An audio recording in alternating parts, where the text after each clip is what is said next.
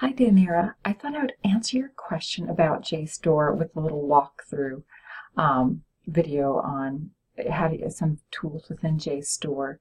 I realize the article you may have found may have come through Google Scholar, and that's fine too. This works kind of either way. So one thing with your article, the reason you couldn't access it via JStor is because BMCC as an institution does not have access to JStor. So, for example, when you found that list of colleges in Oregon, and by BMCC it said more info. I think ultimately it said talk to your library. We don't subscribe to it. It's very expensive. Probably I'd say most community colleges do not subscribe to JStor because of the cost and the use. Use of it tends to be used by faculty more than anybody else. But you do have a couple options if you do run into an article, whether it's via JStor, whether it's through Google Scholar, you found it that way, is that if we do not have full text access to it, we can get it through for you via interlibrary loan. Interlibrary loan is actually handled by Adam Sims. He's the taller young man who works in the library. You probably know him. His email is just asims, A-S-I-M-S, at bluecc.edu, so you can always connect with him about ordering articles or books. But JStor, I want to show you kind of a cool feature. JStor, if you want an article right now, they allow a lot of free access to their content. Not all of it, but a lot of free access. But what it does limit you to is online viewing. And so what I've done here is just gone to jstor.org. Again, you may have done your search via Google Scholar or something else. That's fine. But I just went to jstor.org since that's where your article's from. You can do a basic search right in here if you'd like, of course, for your topic, which looks like it's on student learning outcomes and professional development. I'm going to cheat a little bit. I'm going to do an advanced search. The reason I'm doing that is because you had a pretty full citation, and this will be the quickest way I can get into that article. So I know the title, or a lot of the titles, so student learning outcomes, I definitely want that in the title. And I know that the author was Bernhardt from your citation, so I'm typing that in. And you can see I tested this to make sure. You can also select different types.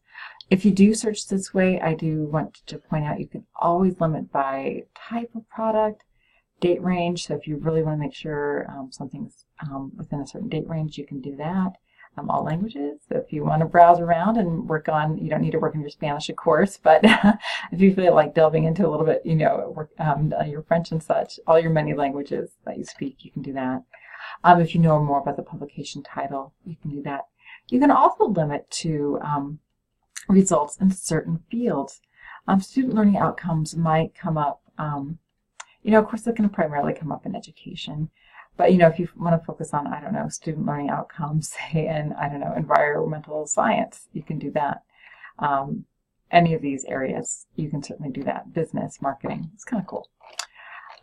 So anyway, but let's go ahead and do search, because this will get us there. All right, and yep, this is why I did an advanced search, because I just wanted to find the one. So, but it also connects you to other topics, which is pretty cool. So I see it's a pretty short article, just 2 pages. So it kind of gives us a sense of what we're looking for. And slowly, there it goes. So this is where you're going to see something where, of course, it's going to try and charge you. Don't do that. Even if we can't get it for read for free online, we'll do interlibrary loan for you. So never pay for anything. We have you covered here. To read for free online, what you have to do is click here. I have a JStor account, so I can't really walk you through the registration process, but here's kind of how it works. You register for your free account. You can add up to 3 free items on your shelf. These will stay on your shelf, and then they'll be gone after 14 days. So I actually did a lot of research using this system, and it seemed to work okay, but it is limited to length of time, 14 days, and it is limited to online access only. So if you do want to actually get that print copy, I don't think this lets us do that. So let me log in here. Let me double check. I'm pretty certain I'm right, but let me double check. Oh, and look, in here I am. All